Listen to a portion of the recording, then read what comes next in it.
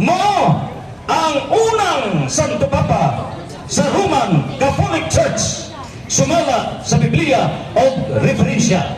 Atong ihatag CFD Catholic Faith Defender Reverend Father Derwin Gigano. Introducing mo sa ang ato ng negative side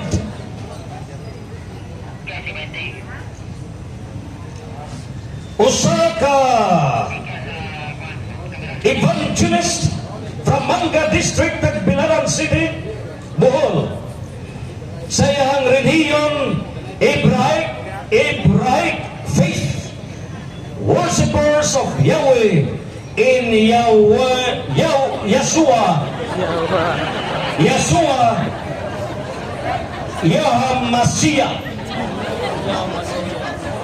Hamashiach. Atong ihatag og sugaton sa mainitong pagdamot, Brother Ismael O. Pahinting Sr.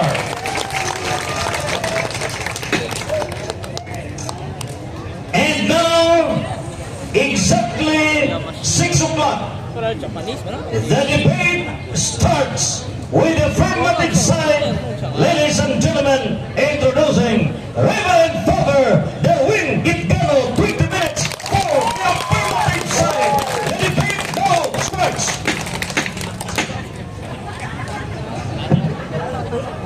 Mayong hapon kanatong tanan, katawhan sa Dios nga uhaw sa kamatunguran. Agi pagtimbaya sa pinanggang eksuon si Brad Ismael Pahinting atong negative side ug mao kini ang atong pagabayluan karon. Si San Pedro ang unang Santo Papa sa Roman Catholic Church base sa Biblia o referensya. Atong pamanandungan nga doon nalay usa ka main idea niini. Kasi San Pedro unang Santo Papa. Dili ang dialogo na mo nga siya ba ang nagtukod sa Church of Rome. Dili na mo ay topic. Siya ang unang Santo Papa. Mo na yung main idea karon. Kung musimang ni ana ang pangutana, di angay tubagon naman na sa atong rules, one of the rules. Karon, dili pod ang debatihan nato niini ang tinuod na simbahan. It is not about the Roman Catholic Church. It is not about the true church. Unsa atong gidayulugan karon, si Pedro ang unang papa. Period. Si Pedro unang Santo Papa sa simbahan. Mao na ang atong fokusan karon. Mahimo tag thesis usa naman jud ka main idea, dili man daghan. Ang among gidaylugan karon dili pod kabahin nga niadto bas Rumas Pedro. Di mo na mo atong tima ron. Niabot ba siya gwa? Kumangutan na gani siya niabot ba si Pedro sa Roma? Di na mo tima.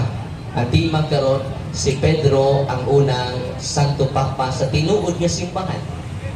Amen.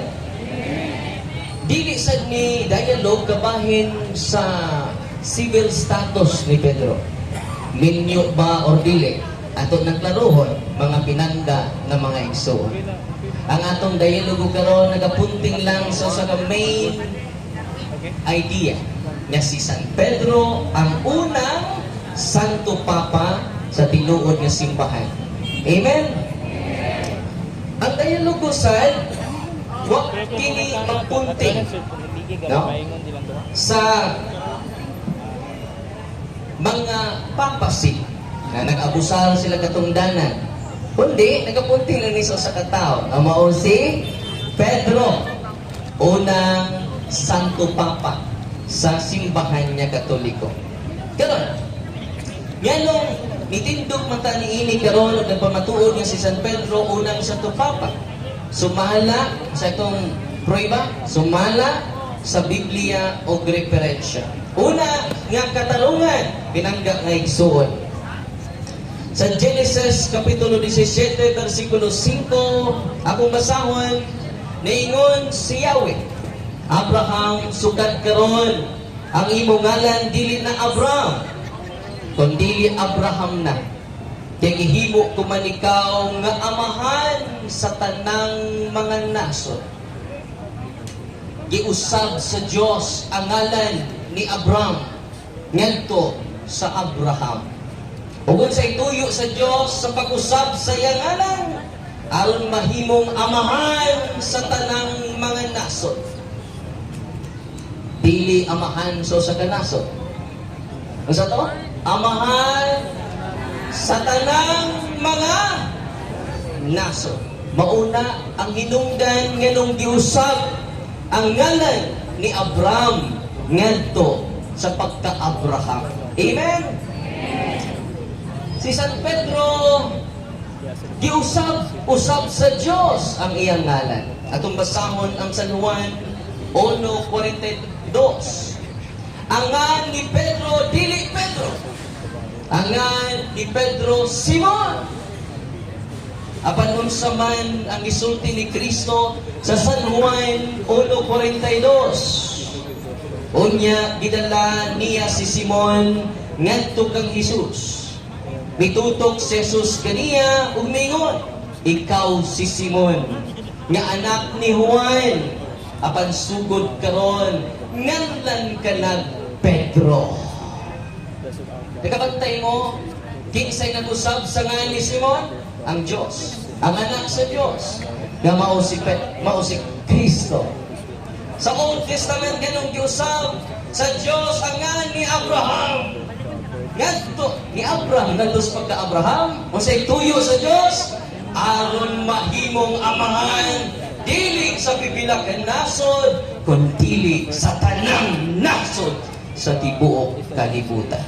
Therefore, niini lang nga maong biblical nga pasukaranan, masabot na nato.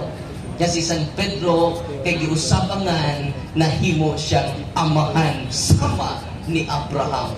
Amahan sa tanang kanasuran. Amen? Nagkaroon. Diri sa Roma, Kapitulo 4, versikulo 6, ningon ang ato Ginoo pinaagi ni San Pablo. Si Abraham mao ang espirituhanong amahan sa tanang mutuo sa Dios. Unsa ang sinugdanan niini? Ang pagkausap sa pangalan ni Abraham ngadto sa pagka-Abraham. Amen? Sa samang paagi mga kaigsunan, ang Santo Papa, si San Pedro, sama ni Abraham, nahimong espirituhanong amahan sa tanang mutuo kaniya. O si Pedro, dili na to malalis, nga giusab ang iyangan, gikan sa pagka-Simon, ngadto sa pagka Kuska, para makadungog ang atong pinangga na igsoon.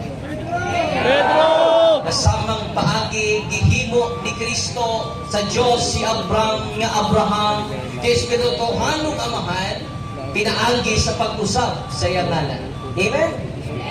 Sa samang paagi, sa samang katarungan, pinangga nga igsoon. Ang unang giusab nga sa 12 Apostoles, kinsa man? Si Pedro. Therefore, una siyang Santo Papa. Una siyang amahan kanatong tanan nga ni adin ni karon. Amen? Ang akong pinanggang na igsuon kay negatibo man, kinahanglan niyang pribahon. Yawa usba ang ngahan ni Simon. Kay kung wa mausap ang ngahan ni Simon, sakto ang iyang pagsupak-supak karong gabi una. Apan kung di niya manluad, ang pagkausap sa ngalan ni Pedro, nagpapili nga dili matarog ang atong basihanan sumala sa kalang kasulatan. Amen? Ikaduhang rason nung gitawag siyang amahan. Ato sa i-define ang term po. Kay ang masabtan. Okay, niya, standard difference mga kaigsunan. The word book, encyclopedia, kay hilig pa niya kung pinanggang maigsoon o etymology of the term. Ang dingikanan sa mga pulong, tingon din sa page 586. Pope is the title of a spiritual ruler of the Roman Catholic Church. Unsa na sa papa? Spiritual leader. Unsa si Abraham? Espirituhanong amahan. Mao na ang papa. Nahimong espirituhanong amahan. Unsay bugat nga rason? Giusab ang ngalan ni Simon ngadto sa pagka-Pedro. Ato pagpakan si San Pedro. O theological meaning base sa Biblia. Amen? Ikaduha nga bugat nga rason, mga kaigsunan. More ni duha ka rason. Di ba niya? Duha ka bugat nga rason nga nung nahimo siyang amahan atong tanan. Una, giusab ang iyang ngalan. No? Ikaduha, ang divine appointment. Ang pagpili gayon ni Kristo kaniya. Asa mabasa na? Ni adinhi sa San Mateo 16, ato dyan basahon mga kaigsunan. Aron mo tuhog sa tagsa-tagsa na ito kagasing-kasing. Naingon din si Jesus na mutana, apan kamo, unsa may inyong ikasultikin sa manako. O mitubag si Pedro, ikaw maong Mesiyas ang anak sa Diyos kabuhi. Giingnan siya ni Jesus, bulahan kagayon, Simon, nga anak ni Jonah. Kay kining maong kamatuuran, wala maabot kanimo pinaagi sa bisan unsang tawhanong paagi. Ang akong amahan, ang nga atua sa langit, mo'y naghatag kanimo niini. Busa sutihan ko ikaw si Pedro. Mabingon siya, ikaw si Simon. Consistent kayo ang Ginoo. Ikaw si Pedro, o ibabaw din ang bato, tugunon ko nga akong simbahan, o bisan gani ang kamatayon, dili gayon makabuntog niini. Igahatag ko kanimo ang mga yawi sa gingharian sa langit, ang imong idili dinhi sa yuta, idili ko usab sa langit. Ang imong itugot dinhi sa yuta, itugot ko usab sa langit. Ang una, ikaduha nga rason nga bugat kaayo biblically, theologically, nakadawat siya divine appointment. Dili ang pag-adto niya Roma mo nakapahimo niyang papa. Unsay nakapahimo niyang papa? Ang pagkausab sa yangan. Amen. Ikaduha, ang iyang divine appointment. Ang makadawat kay Yahweh makaigsunan sumala sa balaang kasulatan sa Isaias 22, 21-22. Suluban ko siya sa imong biste, o baksan ko siya sa imong bakos. O niya itugyan ko kanimo ang mga Yahweh, o mahimo ang imong gahom, o mahimo siyang amahain sa lumulupyok Jerusalem o sa Huda. O isangon ko sa iyang abaga ang Yahweh sa balay ni David. So makadawat ng Yahweh, mahimong amahan. Kung sa may etymology sa term Pope, atong padayon na. Ningon din the word Pope comes from the Latin word Papa. Kung saan na yung meaning? Pope, sa Latin, Papa, which means Father. Amen? Nakadawat pa siya Yahweh. Si Kristo mismo ang nihatag kanimo. Ikaw, Pedro. Ibabaw nining bato, igahatag. Tuguron ko akong simbahan. O, igahatag ko kanimo ang mga Yahweh. Yan sa Isaias 22, 21-22, ang gaan ng Yahweh mahimong. Therefore, dinig sayo ang pagtawag niya nga unang amahan. Unang papa. Sa duhang katanungan. Una, giusab niya nga. Ikaduha, dili malalis nga nakadawat siya Yahweh.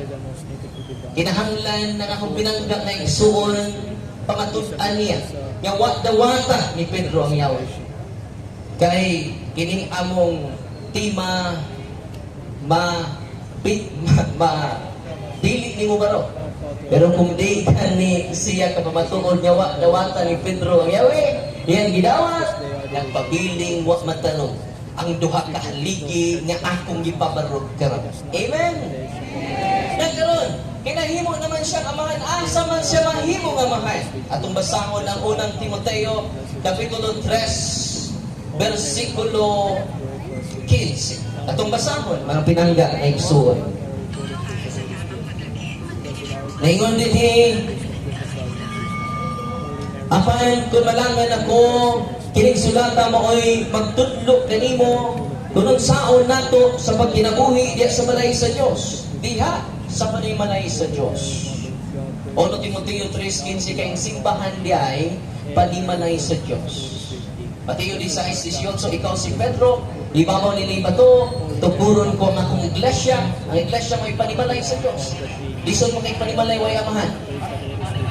Kanus siya na himong amahan, siya niyang gitupod ni Kristo ang simbahan.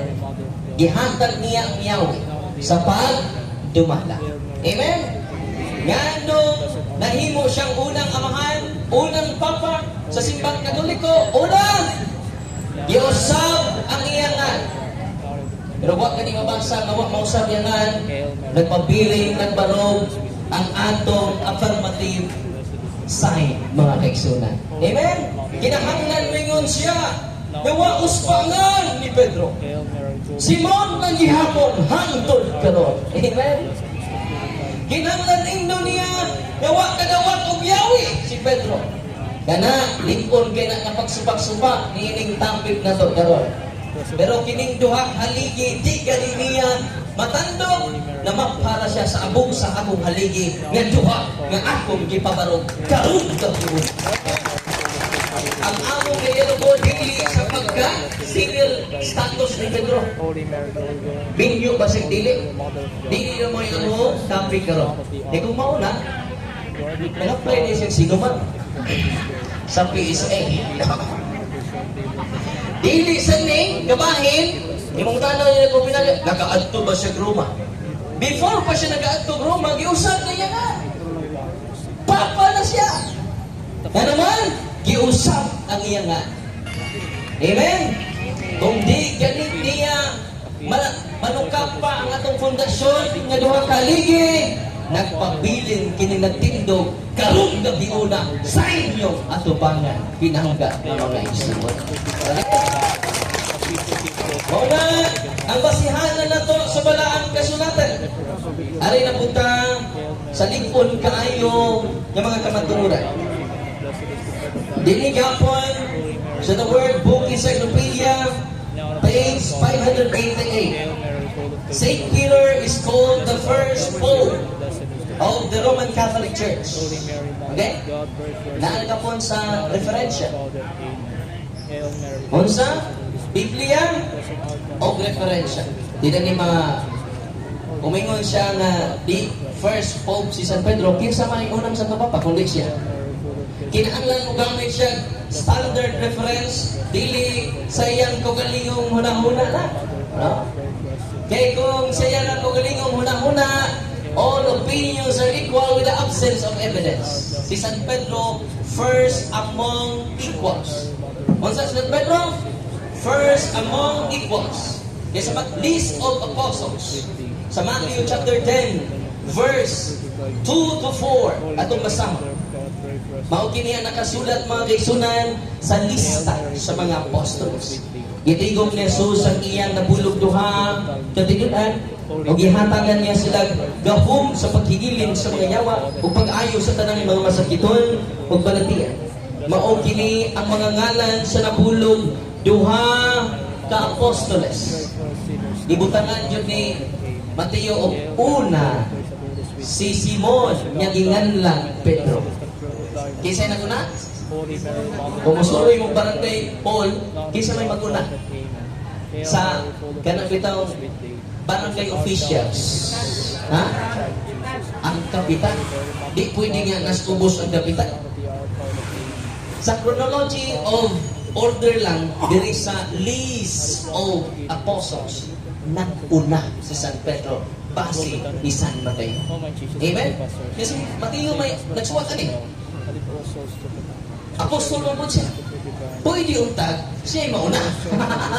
Last 2 minutes. Last 2 minutes na.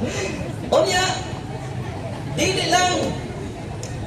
lang si San Mateo niini. Si San Marcos usab sa Marcos 3, 13, natos 19, nang unang gyapon sa list of the apostles si San Pedro. Dili lang po si San Marcos. Apil na nini si San Lucas, Kapitulo 6, versikulo 12 ngantos 16. Tuluni ka mga evangelists. Nga? Ay kaupat, tabay kaupat. Acts of the Apostles chapter 1 verse 13. Nagunang gapon sa lista si San Pedro. Kung sa mga kaigsunan biblically, the primacy of Peter. He is the first among equals. Kung sa si San Pedro, siya ang naguna. Taliwala sa 12 ka-apostoles. Balikon ako, katawan sa Diyos, ang among topic karon kay tumin sa malang, si Pedro ang unang papa, duha ka ligi, kinahanglan balion niya, kinahanglan tumpagon nila dong kaligi, unang, o sa itong unang haligi, nausap ang pangalan ni Pedro. Muna nahimo siyang amahan sa tanang nasod sama ni Abraham. Kinsay nag-usap sa ngan ni Abraham? Ang Diyos. Kinsay nag-usap sa ngan ni Pedro? Ang Diyos. Apan supakon kini sa dili Diyos. Karong gabiuna. O nang nilipay ko ni Pastor Archie, hilig kini Diyos. Usa ang supak sa tinuod ni Diyos, delikadong supakon ni Pastor Archie. Kay Diyos na kita. Amen? Walang katauhan sa Diyos, ganihan ni karon. 10 seconds. Ikaduha ang katanungan, divine appointment. O say sign mo. Doon na tinawag siya divine appointment. Nakadawat siya yaw. Ang makadawat ng yaw, mahimong papa. Duha, kahaligi sa pagpamatuwa. 5,